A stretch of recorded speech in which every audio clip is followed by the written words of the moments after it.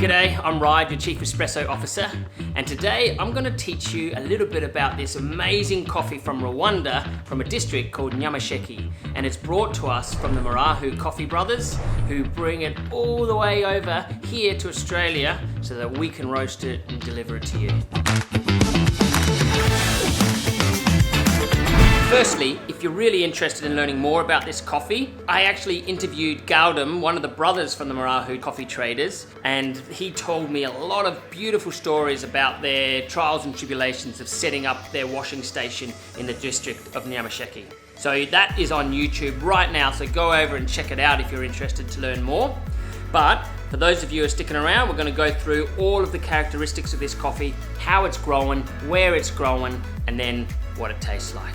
And Gaudam was actually born originally in Rwanda, but was fortunate enough to be sent, him and his brother, to New Zealand to study and grow up. And then when they were older, they decided to go back to their roots and help put money back into their own origins, which I think is fantastic and an admirable trait. And I really hope they continue to grow their business and bring more of these fantastic coffees into Australia.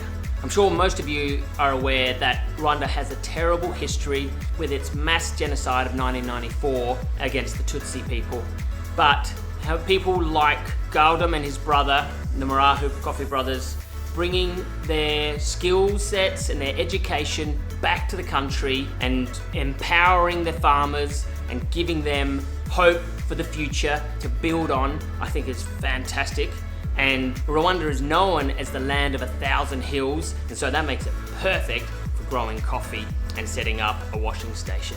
Now, the Muraho brothers, they have 5 different washing stations all over Rwanda.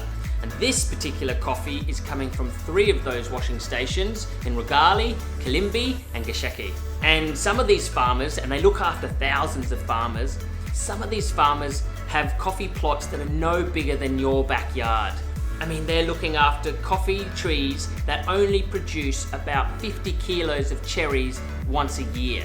And 50 kilos of cherries, when you break it down, remove all the mucilage and extract all of these down to the seeds, only ends up being about 15 to 20 kilos. So not a lot. So they have to come together and make sure that everyone gets paid and looked after so that they can build a better future. And the struggle will only worsen as we increase our consumption of coffee, because the farmers are finding it increasingly difficult to make ends meet and make secure profits for their families, and their children, the next generation of farmers, don't necessarily want to follow in their parents' footsteps because there isn't enough money in it all the time to survive on. So hopefully, by doing these videos and sharing this information and giving you insight into the real world at the other end of the line, and also by buying these coffees, you can support these families and give money back at a higher profit so that they can lead better lives and get more education. That's our aim and that's our mission, to do it for the generations to follow in their parents' footsteps.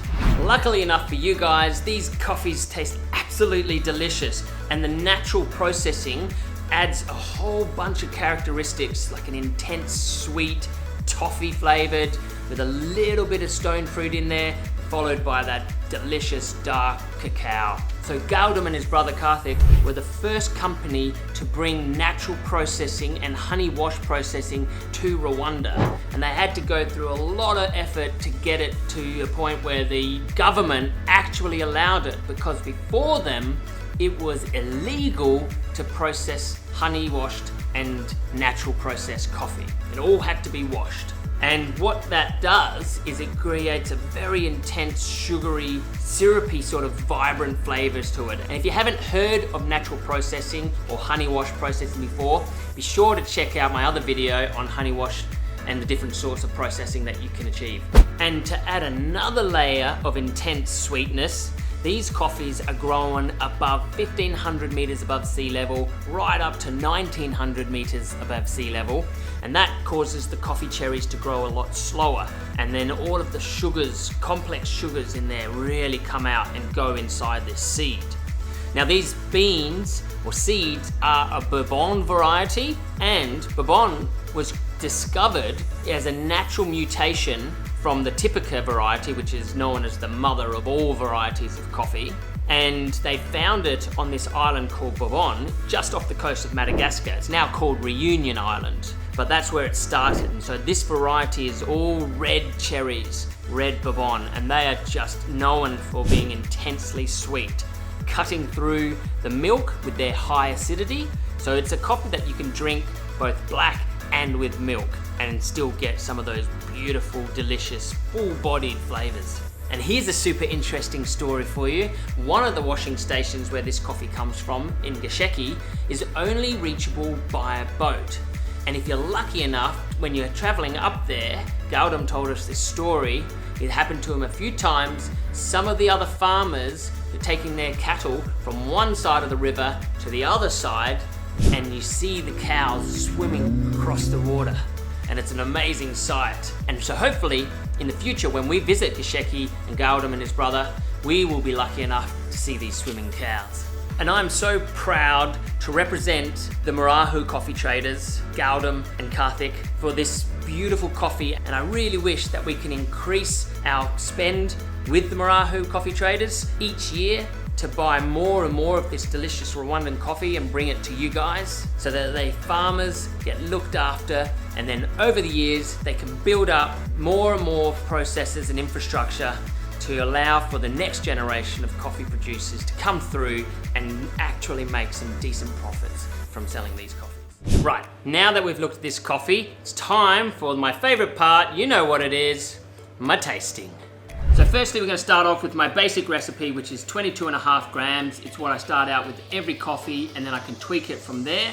That's just filling it to the rim and then depressing it down 5 ml. And we're going to try it first without milk, and then we're going to give it a go on the milk and let you know what it tastes like.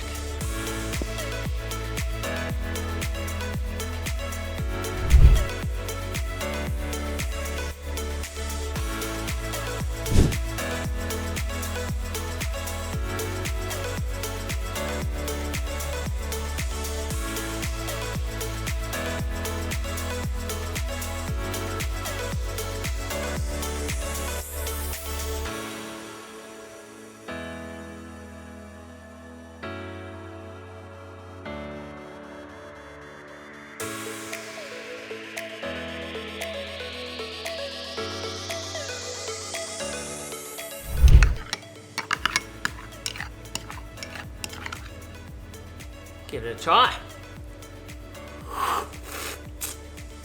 Oh, it's so delicious. It's so complex.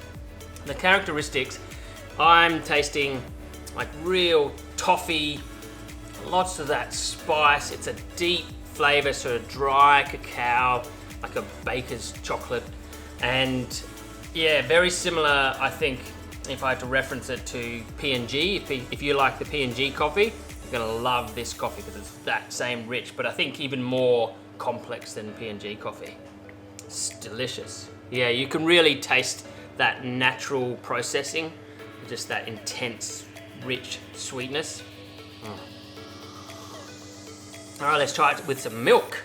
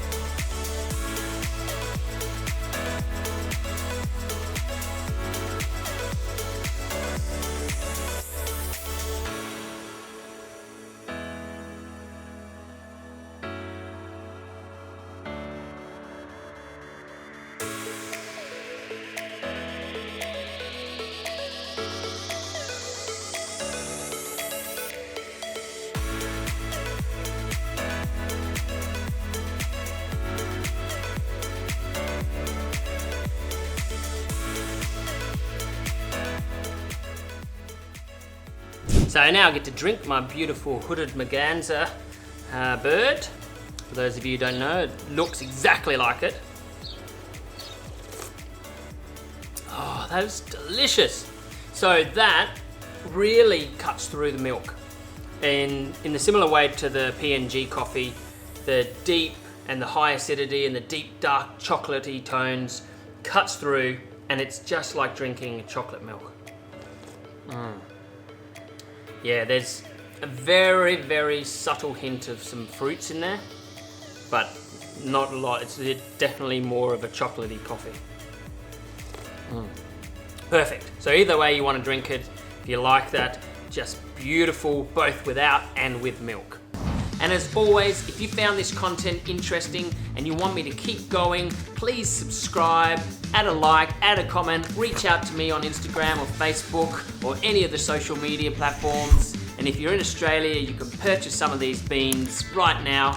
I'm Ryan, your Chief Espresso Officer. Enjoy your brew.